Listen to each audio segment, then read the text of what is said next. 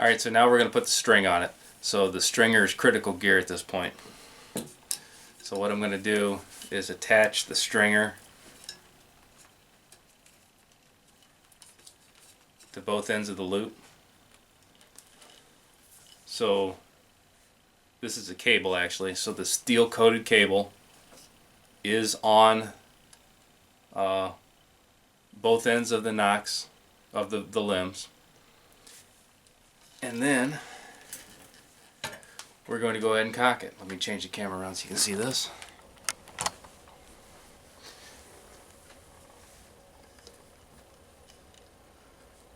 Alright, this is the cocking cable, the steel cocking cable. I believe I cocked it without recording it. That's awesome of me. But basically,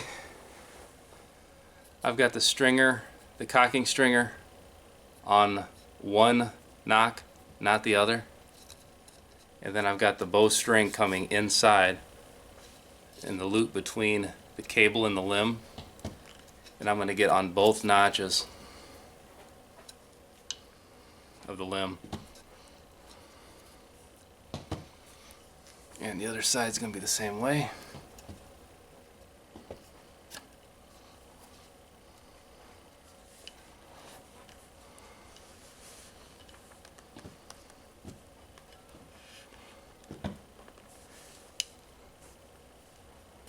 Okay, everything looks good. Now I'm going to pull the trigger. Actually, I'm going to have Ethan come over and pull the trigger. And I'm going to hold on to the steel cable, ease it out, and the tension should then go to the main bowstring. Main thing to remember is just keep make sure your string's in the knock sets, which this one is. Alright, Ethan, you ready? Yeah. Okay, safety's off. I've got it. Go ahead and squeeze that trigger. There we go.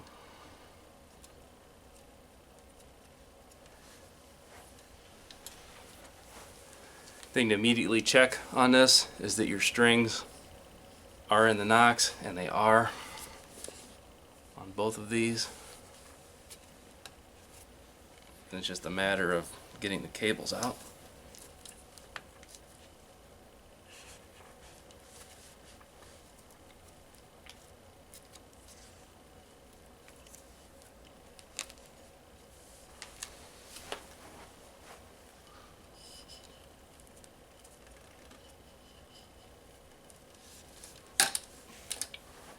There's one side free. There's the other side free. Awesome. So that's definitely doable in the woods. That was the first time I'd ever done this, and I'm fond of my fingers, so I had Ethan come in and squeeze the trigger for me. That would really be no big deal to go ahead and touch that off with your thumb. One more thing I'm going to do before we shoot this is the rail lube. With a crossbow of any type, the string's actually laying right on this rail constantly. That's unlike a bow where the string really doesn't touch anything. So you have to keep this lubed up. Now you could use a wax for that. I believe that the string wax is very similar to chapstick. Basically anything you've got that's close to it will work. But I'll lube this up, and then we're going to take it outside and fling some arrows through it. Here's one thing that I didn't realize until we just went outside to get ready to shoot it. I grabbed some spare crossbow bolts that I had for my compound. It's a Barnett. And they look similar. They look very similar. However, these are 20 inches long. And the new style for the Jaguar Crossbow is 16 inches.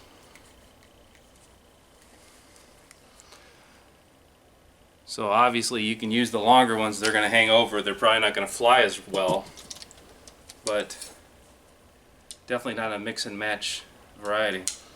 This is actually very similar to like the older style Barnett Wildcats. This also uses the old style crossbow bolts, just like the Jaguar does. Most of the modern crossbows now, they seem to have gone to the 20 inch. So that's just something to think about when you're at the store purchasing additional arrows for yourself or bolts. Go ahead and pick up the shorter style if you've got like an older Barnett or this Jaguar style. Alright, I'm out here with the Jaguar Crossbow fully assembled. I figure I'd give it a couple shots, make sure it's roughed in before I bring Ethan out, let him stick some arrows in this deer target we've got downrange. I'm about 10 yards right now away. I've got a deer target with hay bales stacked around it, so I got plenty of margin of room for missing. This thing is cocked. I think I'd go over the loading sequence.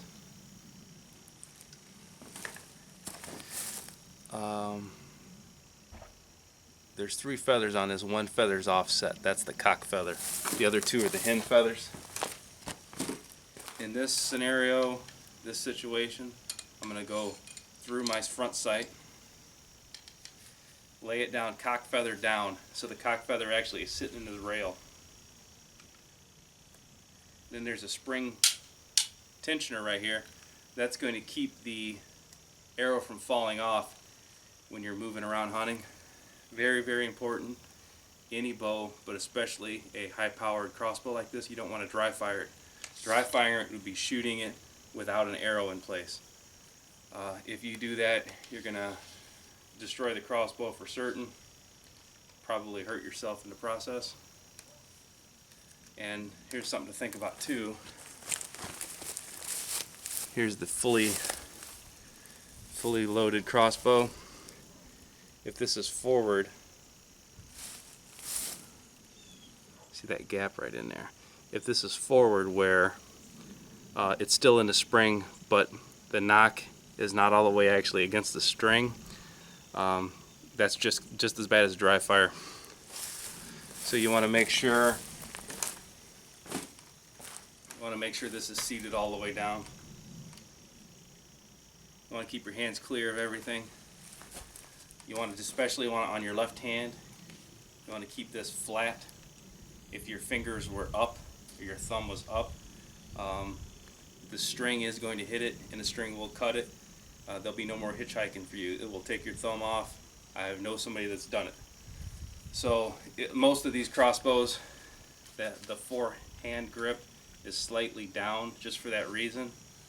But make it a conscious effort to keep your hand flat and your fingers drawn in when you're shooting a crossbow. Now the kinetic energy on this thing is crazy. So you've got a cocked crossbow with an arrow on it. So not only is this like a gun where you've got to keep it pointed in a safe direction with your finger off the trigger, you also have the limbs to worry about.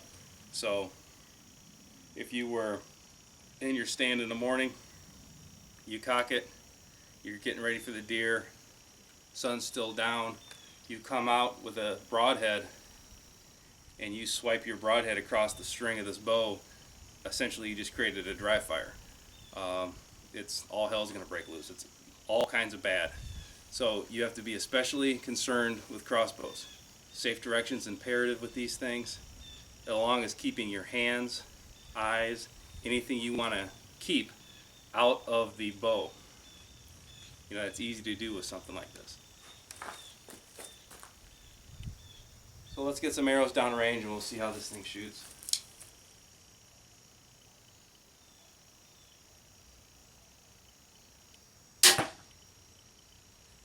Nice.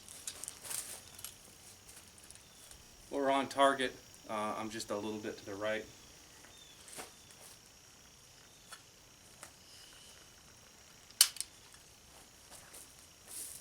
Let's see if that was me or the bow.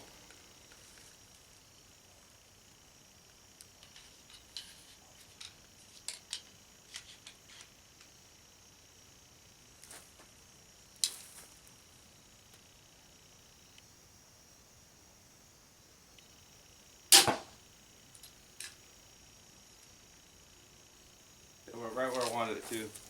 I mean, the trigger on this thing feels like it's a $100 trigger. It's really mushy, a lot of creep to it. You know, you can deal with it. What the heck? You could pick on this thing all day for what it isn't, but what it is it's a $100 deer killer. Now this is October. Okay, I just got this for my son. He had his last soccer game today. So the ideal time to do this would have been 2 months ago. But hey, this ain't perfect. This is the best we can do. So I'm going to have him shooting this thing during the week, and hopefully, you know, I'm like 2-3 weeks away from rut. Hopefully in a week the leaves will be down, maybe a week and a half. Should start seeing some more deer out back, and then by the time rut's up and active, you know, he should be all tuned in with this thing. I'll change the camera angle where you can see some shots going on target.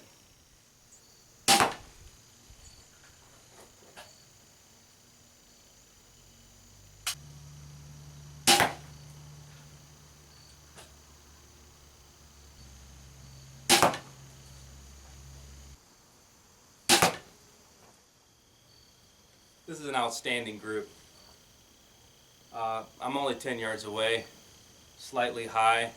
I'm willing to bet at 20 yards this is going to be dead on. I'm about 1.5 inches high right now, but you can see that's a dead deer. I've got,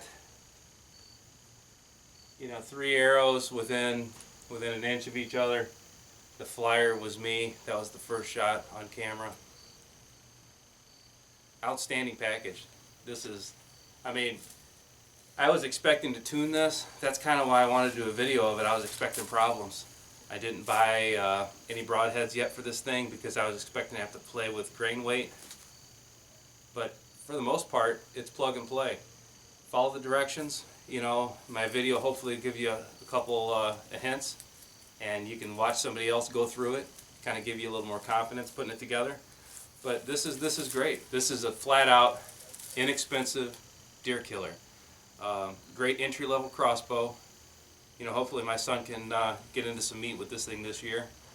And like I told him, you know, if he really enjoys this and wants to move up into a more expensive crossbow, he's always got this for a backup. You know, you're going to a further, you know, an out-of-state hunt or something. It's a shame to be that far from home and have a mechanical problem with something, and then you're watching other people hunt. So definitely for a backup. He's also got the option of using this more as a practice crossbow. If he shoots this thing out, I'm a happy dad. That's the way I look at it. Really well built. Some of the components feel like they're a little on the cheaper side, but like I said, this thing is under $100, and everything works so far. I'll keep you updated. Hopefully I can get some videos of him cranking the arrows in here, but it's great. And another thing, for all you Walking Dead fans, anybody wants to pull a wannabe Daryl, get yourself a crossbow, get out, start playing with the thing, follow safety rules, and you know, maybe that might be a gateway to get into the woods and start hunting. So this is Jamie Boggs with Burning River Bushcraft. See you next time. Let's get you shooting once, okay? And then Go see the women folk. go see the women folk. You can show them what you got, okay?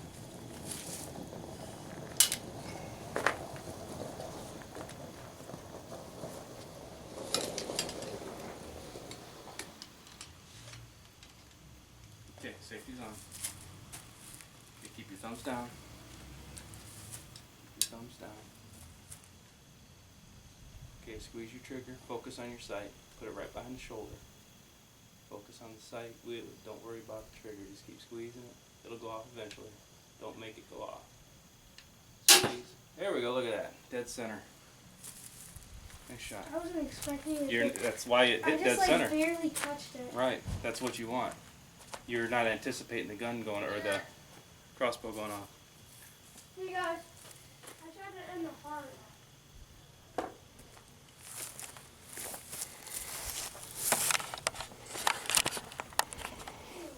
You want to do another one? You got one more arrow? Pull them out. Keeping these off. Easy, don't bend your arrows. Pull them straight.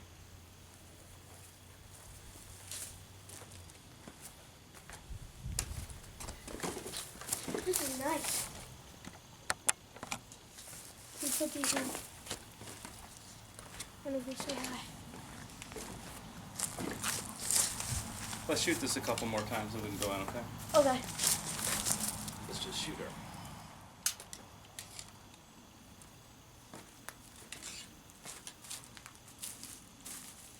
So the The yellow feather goes down. Okay. Here.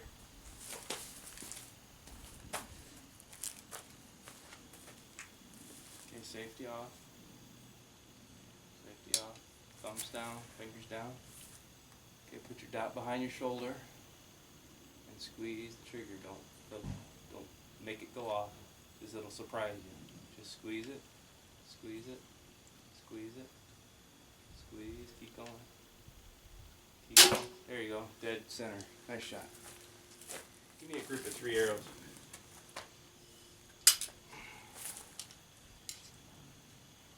I'll try my best. Just shoot 3 individual arrows. Don't worry about getting a group. But they'll all end up in the same place. Okay? So safety. Does the safety go on automatically? Yes, every time you cock it, it goes on automatic. Alright, so go ahead. Put your dot on there and squeeze the trigger. Squeeze. Focus on where the dot is. Squeeze the trigger. Nice. I kind of jerked that. That's still a kill though. That's still about 4 inches from your other arrow. That's not bad. Are those all like death Yeah, those are all Those- right in the square? heart lung area. Okay, give me one more. Would all in the square area, would that be kills? Yeah. Okay. Don't try to put it anywhere in particular. Put your dot right behind the shoulder, and it's going to wiggle a little bit. Just ride it out. Squeeze that trigger. Squeeze it. Squeeze it. Squeeze it. Nice, perfect. Great, great shooting. Hold on. Nice. Sweet dog. Look at that. Nice job.